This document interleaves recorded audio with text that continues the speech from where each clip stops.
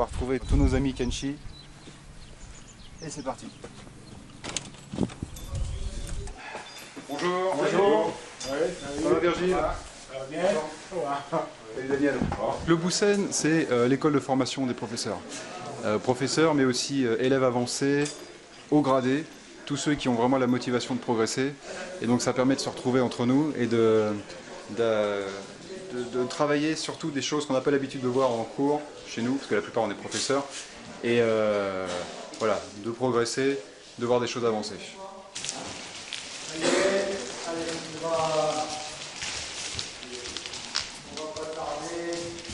Allez, Félix. Allez, construis.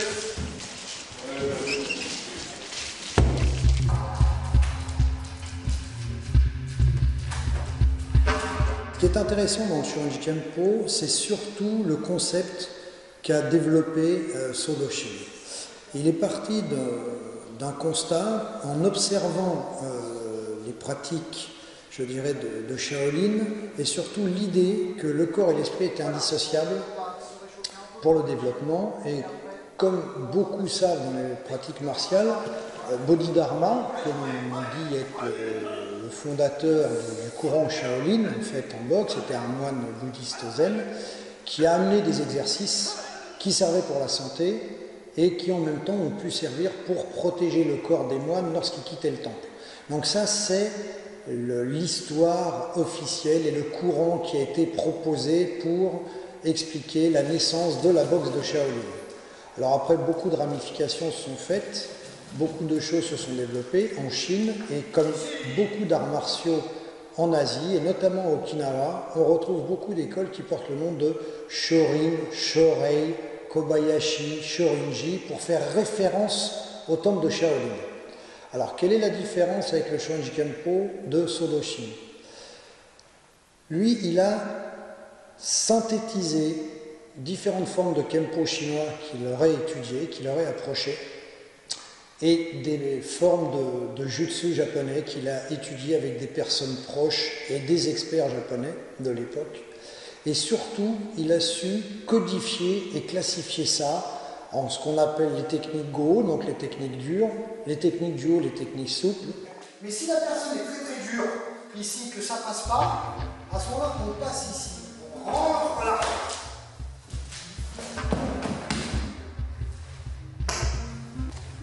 Et surtout, à l'intérieur de ces groupes-là, de codifier un corps et de systématiser, par exemple, sur des attaques uniques au visage, sur des attaques basses, sur des attaques doublées de points, triplées de points, doublées de points, plus coup de pied, et tout ça, ce sont des familles de techniques.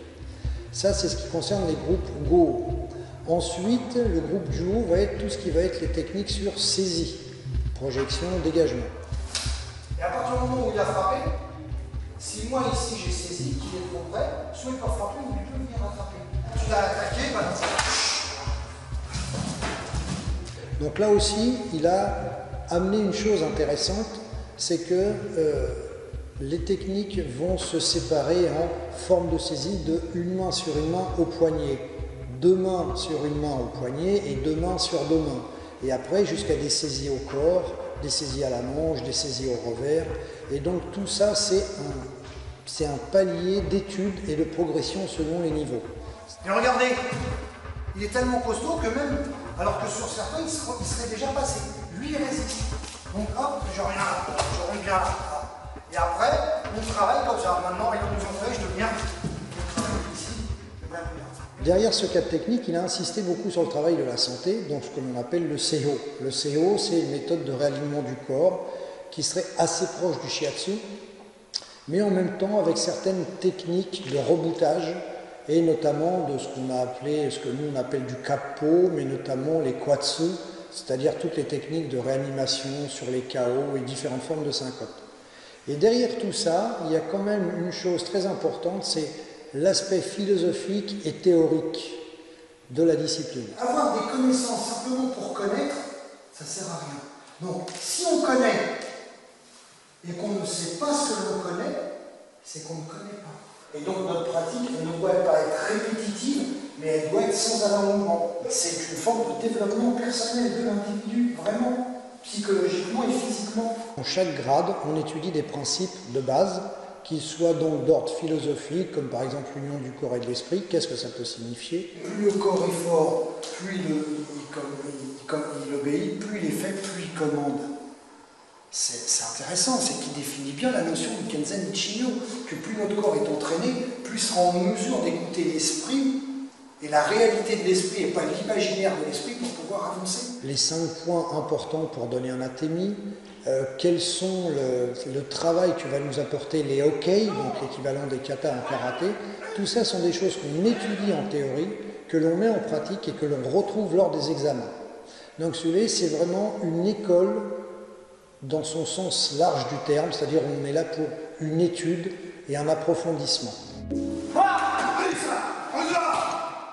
L'approfondissement dans une pratique martiale, et notamment au Shorinji Kempo, est le fait que Sodo Shin prenait comme principe que la valeur réside dans chaque individu. C'est-à-dire que chaque personne a les capacités de son propre développement. Le fait de travailler avec d'autres en collaboration n'est qu'une aide pour notre développement personnel et pour notre acquisition de connaissances et de maîtrise. Donc le Shorinji Kempo insiste vraiment sur cette chose, que le partage et que le travail avec partenaires est essentiel. Donc bien sûr, à travers la pratique des techniques, mais aussi à travers l'attitude, le comportement, le respect qu'on va avoir les uns envers les autres, et surtout d'aller dans le même sens pour pouvoir comprendre qu'est-ce qu'on veut nous transmettre et qu'est-ce que cette transmission va pouvoir nous apporter. La seule question qu'il faut se poser, c'est qu'il faut que l'on fasse, que l'on agisse, pour faire ressortir ce qu'il y a de mieux en nous. C'est nous qui allons générer. D'où, dans le Shingon, chaque individu est son propre maître, il ne doit puiser la force en lui-même, c'est cette chose-là.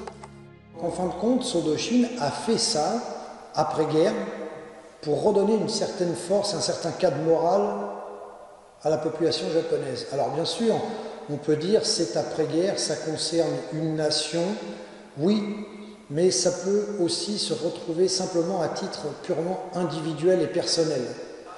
Et le groupe ne doit nous aider qu'à nous développer personnellement, mais l'homme ne doit pas simplement aider le groupe, parce qu'on ne doit pas perdre sa propre nature intrinsèque en tant qu'individu.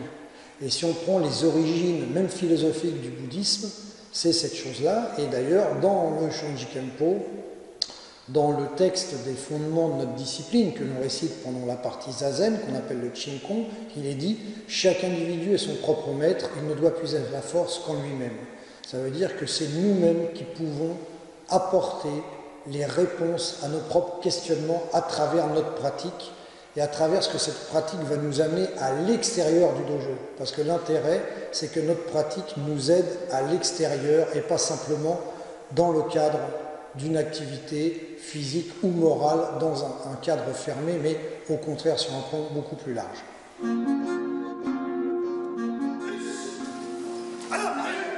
La tenue que l'on porte en Shorinji, qui s'appelle un koromo, est une tenue qui, beaucoup de gens se posent des questions. Quelle est l'origine de cette tenue? Alors, l'origine, on peut lui en donner plusieurs, mais la plus probable, lorsque l'on prend les origines de Shakyamuni, le Bouddha historique, on dit que lorsqu'il est devenu mendiant, qu'il a vécu en extérieur, il a pris un vêtement en lin, comme une sorte de poncho, qu'il aurait mis dans la boue un petit peu pour le teindre, hein, si on peut dire ça comme ça, qu'il a laissé sécher, donc qui faisait une matière un petit peu plus opaque et un peu plus imperméable, et que pour les périodes froides, il mettait ça sur son dos avec une ceinture en corde. Donc ça serait l'origine, je dirais, du koromo. Et après ça, ce vêtement s'est modifié, s'est stylisé, et il est vrai que la manière dont on le porte et la coupe qu'il a, on le retrouve surtout dans le Shorinji Kempo et dans les différentes écoles zen japonaises. Les écoles Chan chinoises ont un vêtement un petit peu identique, légèrement différent. Mais ça, c'est les origines. Donc en fin de compte, on pourrait considérer que c'est le vêtement du souvenir qui rattache le Shorinji Kempo et le temple de Shaolin au bouddhisme historique. Une journée de formation se déroule de la façon suivante. C'est ce qu'on appelle le Busen. Le Busen, c'est la contraction d'un mot qui se dit Budo Senmon Gakko, qui est en fin de compte l'école de formation des professeurs en arts martiaux. Vous avez l'omoplate. Donc le terme est assez vaste, mais c'est propre dans l'idée à la pratique du Shorinji. Donc une journée se passe de la manière suivante.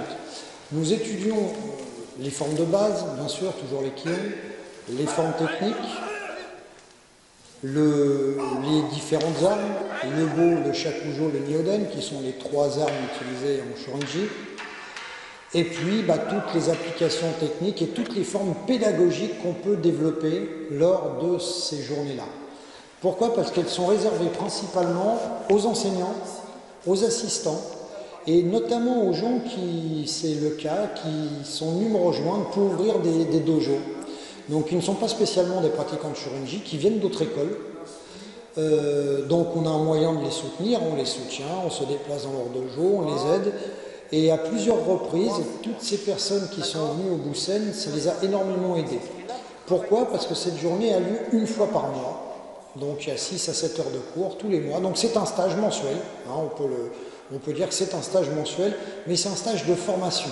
Donc tous les aspects sont abordés, pas spécialement dans la même journée, parce que des fois on peut passer une journée complète sur par exemple les hockey, les applications des formes de base. On peut passer une journée que sur la pratique du randori, du combat, où on peut avoir 2-3 thèmes, ou tous les thèmes. Ça va dépendre un petit peu ce que je veux faire passer dans cette journée. Donc ce Busen existe maintenant depuis bientôt 20 ans, lorsque j'ai décidé de développer mon courant. Et au fur et à mesure, de plus en plus de gens m'ont rejoint. Et surtout, c'est que les professeurs de l'école y viennent régulièrement. Et je dirais qu'en même temps, c'est une obligation dans le sens de pouvoir être capable de diffuser et d'enseigner correctement. Donc un enseignant qui ne continue pas à se former ne peut pas être un bon enseignant. Donc pour être un formateur, il faut soi-même être en formation. Et en même temps, quand on enseigne, on apprend aussi. Donc c'est un bon moyen d'avoir un retour sur ce que l'on propose. Voilà comment se passe une journée de formation, avec tous les aspects qu'on peut retrouver dans la pratique et comme on le voit lors de cette journée. La self-défense est l'un des fondements de la pratique du Shorinji Kempo, et je dirais, si on parle de notre courant du Seigi Ryu, c'est certain. Il faut quand même reprendre toujours à l'origine. Alors Sodo Shin était un monsieur qui est très peu connu pour beaucoup d'occidentaux en tant que pratiquant et que fondateur d'école, mais qui a quand même eu une approche, enfin moi je le vois après bientôt 40 ans de pratique, qui a vraiment eu des réflexions et des choses assez surprenantes. Par exemple, une des maximes qu'il utilisait, il disait que la force seule débouche sur la violence, mais que la justice est impuissante sans la force. Donc la notion de self-défense n'est pas simplement de savoir se battre, mais de pouvoir déjà savoir se protéger. Et ça, c'est important. Donc c'est pour ça qu'avoir une pratique où on va donner des coups de pied, des coups de poing, où on va travailler des saisies, mais de manière à être dans un monde, je dirais, illusoire ou d'illusion, on n'est pas dans ce qui pourrait se passer réellement, et là, toutes nos illusions tomberaient au moment de vérité. Donc, qu'est-ce que ça veut dire? Ça veut dire que la self-défense n'est pas de savoir détruire quelqu'un, mais de savoir se protéger. Si se protéger, et c'est ce que je dis très souvent, c'est savoir trouver le moyen de partir en courant sans paniquer, là, on sait se défendre. Mais si on n'est pas capable de partir en courant sans taper dans un mur et se casser la figure, en fin de compte, on a paniqué. Donc la self-défense, c'est de savoir rester calme, vigilant et de savoir trouver la bonne solution. Donc, à partir de ce moment-là, on est dans une bonne pratique. Pour ce faire, il faut avoir une compréhension de ce qu'est une attaque réelle, de ce qu'est le comportement psychologique d'un agresseur et qu'est-ce qui fait que l'on va pouvoir réagir. Donc c'est pour ça que j'explique régulièrement le rituel du combat ou de l'agression. Elle est codifiée. L'homme est un mammifère, donc on a une codification dans notre manière d'approcher les autres, et notamment pour une agression. Donc la self-défense, à partir de ce moment-là, si on aborde cet aspect de manière correcte, on sera en mesure de savoir faire ce qu'il faut faire. Si je fais ça, comme ça, voilà, puis j'attends là pour frapper, là ici ça va venir en raccourci. Tandis que on prend cette distance, on s'en fiche. Hein. Si je fais ça, ça, hop, voilà, d'accord? C'est-à-dire, si l'agression reste à distance, on n'a aucune raison de se rapprocher. Si l'agression a dépassé ces distances et est venue nous toucher, à ce moment-là, on rentre dans un cadre totalement différent. Et là, il y a des pratiques qui sont cohérentes et réalistes. Dans les deux cas d'ailleurs. Mais maintenant, l'efficacité est un deuxième plan.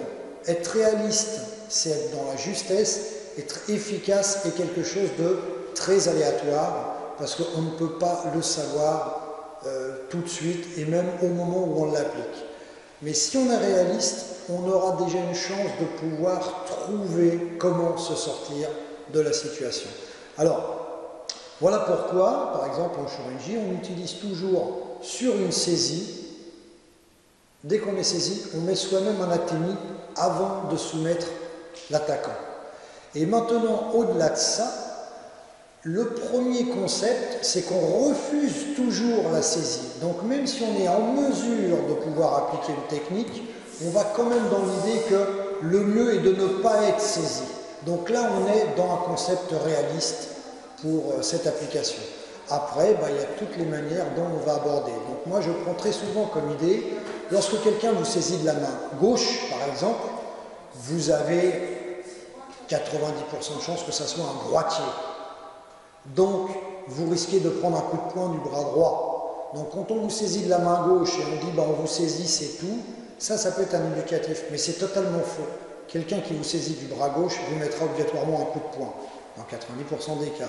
Maintenant, si on vous saisit de la main droite, vous avez beaucoup moins de chances de prendre un coup de poing parce que c'est un droitier qui vous saisit. Après, si vous saisit en tendant le bras, ça veut dire qu'en fait, il vous saisit, mais que lui-même a peur. Donc, il ne vous agressera pas, il vous saisit pour vous repousser. Donc, il ne vous frappera pas. S'il vous saisit et qu'il plie le bras, là, il va vouloir frapper. Donc, c'est pour ça que plus que le cadre technique en lui-même, c'est de comprendre l'attitude psycho-physique et émotionnelle de l'agresseur. Et à partir de ce moment-là, on est dans une notion de la self-défense qui est juste. Après, l'efficacité, c'est très aléatoire parce qu'on a tous rencontré ces situations où on va mettre des atténues, même en travail de club, en combat ou même en combat réel, où on a l'impression d'avoir frappé très fort et on n'a rien fait, et puis d'autres fois où on a l'impression d'avoir rien fait et ça a marché très bien, parce que tous les paramètres pour être efficace à ce point donné se sont réunis, et d'ailleurs c'est ce que l'on appelle dans les arts martiaux japonais, dans les compétitions, le hippon, qui est en fin de compte la notion du Shin-Gi-Tai, l'esprit, la technique et le corps, où tout se réunit en un seul, et là l'action elle est parfaite, elle est efficace, et elle met hors d'état de nuire l'attaque. Alors justement en chirurgie on utilise ce qu'on appelle un dos, donc qui est un plastron, qui permet justement de travailler les frappes et de travailler l'impact. Alors le fait d'utiliser des protections est très intéressant parce que ce n'est pas une question de vitesse sur l'impact, mais justement de travailler la pénétration de celui-ci et notamment de travailler la stabilité. Parce que toute la difficulté pour avoir un impact et un coup efficace, comme une projection efficace, c'est que même si on est en mouvement, on doit avoir de la stabilité.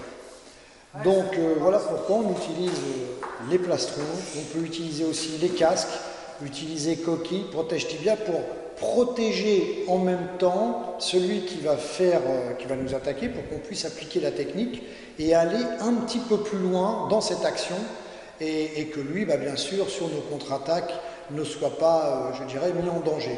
Donc ça, c'est vraiment une spécificité du Shorinji de travailler de cette manière-là.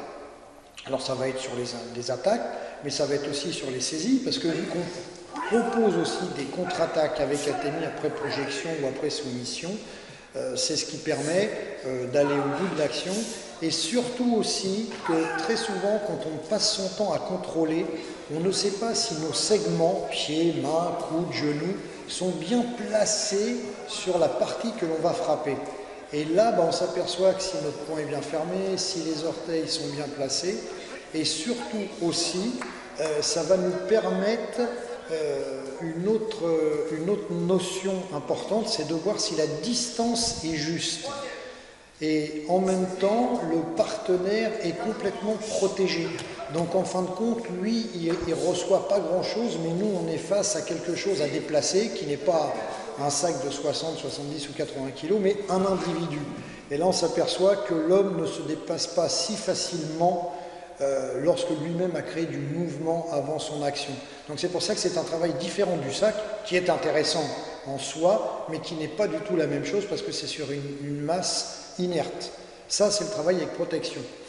Je parlais aussi du travail avec les armes, donc c'est ce qu'on appelle le Kongo Denken, en fait, qui sont les ustensiles utilisés en Shorinji pour rappeler les origines, je dirais, du temple de Shaolin, qui sont donc le bâton. Donc le bâton qui n'est pas une arme en soi, parce que les moines n'avaient pas le droit de porter d'armes, mais ça a été de tout temps, et le bâton a toujours été le meilleur compagnon de l'homme pour se déplacer.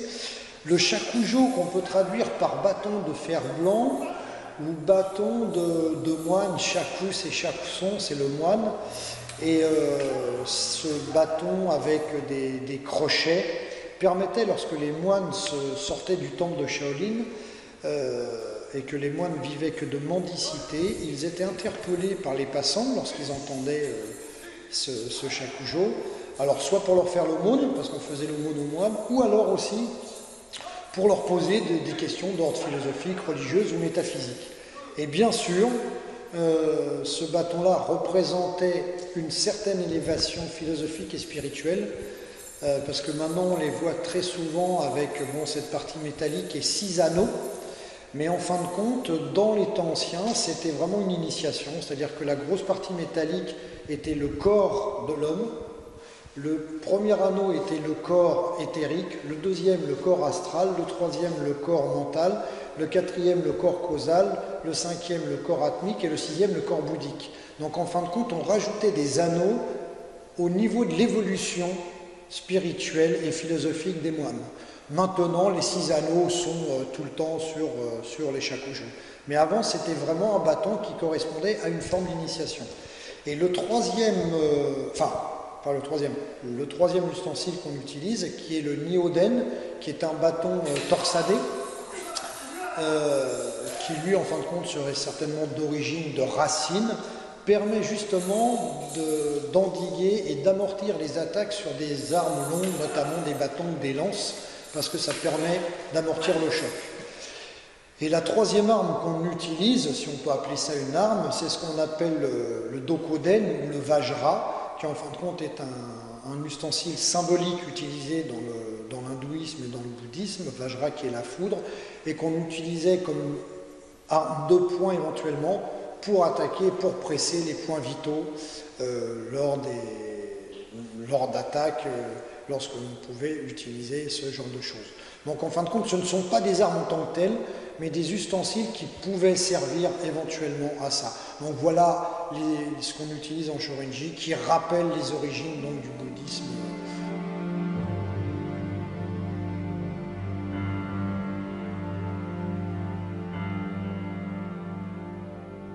Comme chaque fois que je vais en Busan, c'est avec un très grand plaisir, et la fin de la journée, on se sent alors un peu fatigué, c'est normal, mais vraiment on sent que voilà, l'énergie a circulé, l'enseignement était très riche, tout ne s'enseigne pas à tous les niveaux évidemment.